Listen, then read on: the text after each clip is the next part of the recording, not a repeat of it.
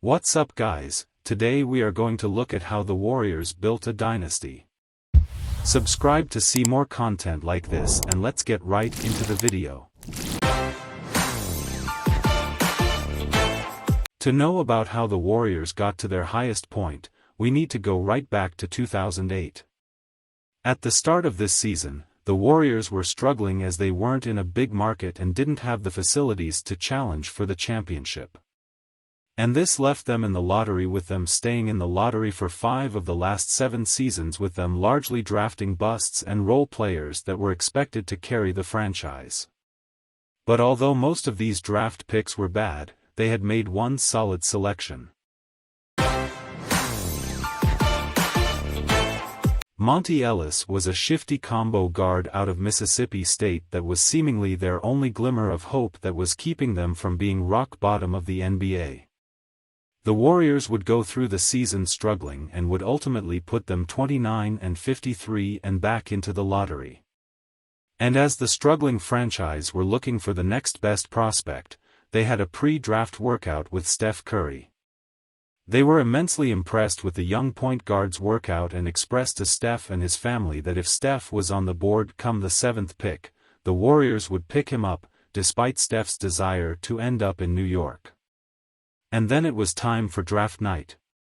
Warriors select Stephen Curry from Davidson College. The draft had started, and with stars being drafted like Blake Griffin and James Harden, the Timberwolves were up with the 5th and 6th pick and needing a point guard.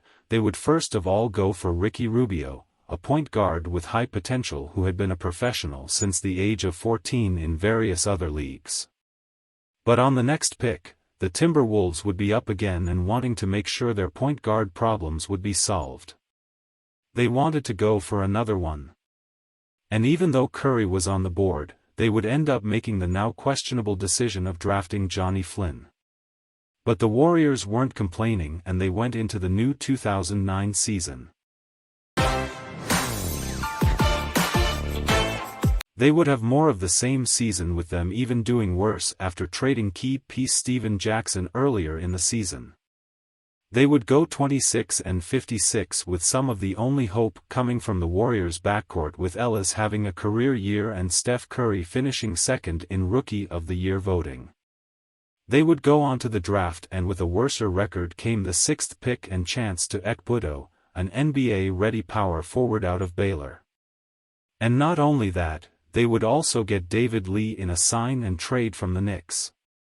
And going into the new season, they would also receive news of new owners buying the Warriors for $450 million. And though they had a busy summer, it still didn't matter as they were the 12th seed. And though they were lower in the draft, they managed to draft sharp shooting guard Klay Thompson, as well as hiring new head coach Mark Jackson. And though the off-season seemed promising again, it was another could-have-been season from the Warriors, as star player Steph went down with an ankle injury, and come the end of the season, Monty Ellis had left the team, leaving the team with just one playoff series in 14 years. The draft would be another beacon of hope as they drafted promising center Harrison Barnes and up-and-coming power forward Draymond Green out of Michigan State. And now, with the young core, fully healthy roster and years of rebuilding behind them, Golden State were ready to make a playoff run.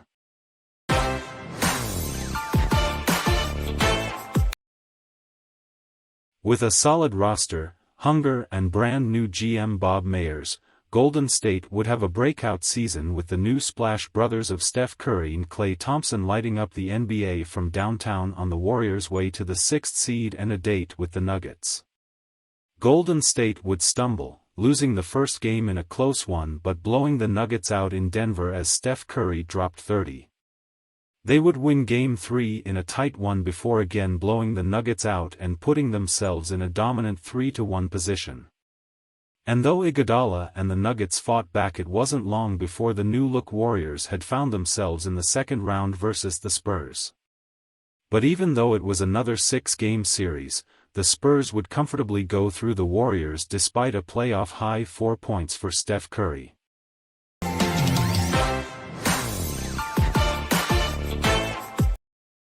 They would go into next season with high expectations and they would sign Andre Iguodala from the Nuggets, the team the Warriors beat in the first round last year. They would manage 51 wins and the 6th seed in a competitive West and would have a match-up with the Lob City Clippers. They would win the first in a tight matchup but would lose the next two in largely dominant play from the Clippers. The Warriors would then draw the series level and while perfectly poised, the two teams would trade wins and set up a Game 7. And despite the best efforts of the Warriors, the Clippers would take the series in a 5-point game with another 30 bomb from Curry not enough.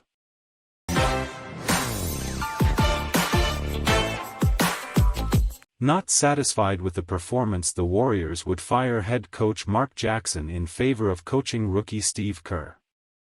The Warriors would get out to a hot start with Steph Curry having the season of his life and taking the Warriors to a 67-15 record, a league high that season.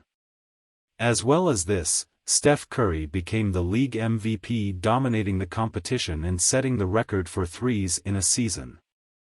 And as the 1 seed, they didn't slip up in the first round as they disposed of the Pelicans in a sweep.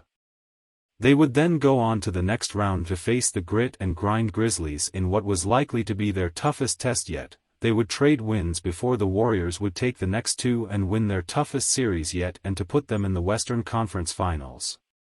They would make relatively easy work of the Rockets with them winning the series in a gentleman's sweep and booking them a place in the finals against the Cavs.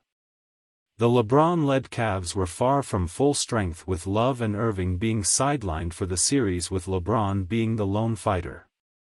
Despite this, the Cavs would take a 2-1 lead but this would be as good as it got for the underdogs as the Warriors took the next three and the series to win their first championship since 1975. At Larry O'Brien, NBA championship, the Golden State Warriors.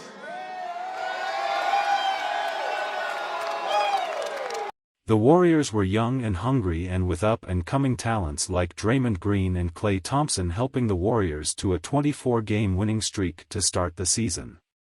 And they wouldn't falter either, ending the season only losing 9 games and ending up with the best record in NBA history. In addition, Steph Curry had landed himself a unanimous MVP with him setting more all-time records. The Warriors didn't do anything wrong in round 1 or so as they eliminated the Rockets and Blazers. But it was the OKC Thunder in round 3 that was going to be tough. And it showed as the dynamic duo of Russell Westbrook and Kevin Durant got the Warriors down 1-3. This was going to be tough for the Warriors as they knew they were going to have to go deep as they won Game 5 and were saved in Game 6 by some Klay Thompson heroics down the stretch. And as Curry dropped 36 on the Thunder in Game 7, the Warriors just about managed to sneak by, still in hopes of a historic season. But as the Cavs and Warriors met in the finals for the second time, the Warriors managed to go up 3-1 and were dominating the full-strength Cavaliers. But that was when LeBron and the Cavs started to turn it up and managed to get it to a Game 7. And in an extremely tight game with some extremely clutch plays. The Cavs completed the comeback and dethroned the super team Warriors, making history. Won't go. Rebound tip taken by Spades. Final seconds. It's over. It's over. Cleveland is a city of champions once again. And it was after this loss when everything changed. After losing to the Warriors, Thunder star player Durant was a free agent and testing his options. And this was when KD was lured in to join the team by the front office and Draymond Green and signed the Supermax to join an already stacked Warriors. This led to absolute domination as they cruised the season and beat the Cavs in a gentleman's sweep to win back her title and earn Kevin Durant his Finals MVP. There would be a similar story in the next season with the Warriors going through the league with them being back-to-back champs and them looking too good to stop with their latest championship coming in a sweep of the Cavs again. Stay posted for part 2 and peace. Beal catch and shoot, and Durant the easy board. A lot of one-on-one from Washington. That's the thing that I see. Ball's not moving for them. They've almost degraded into it. Curry! He shot it from the Coliseum BART station. He was unconscious.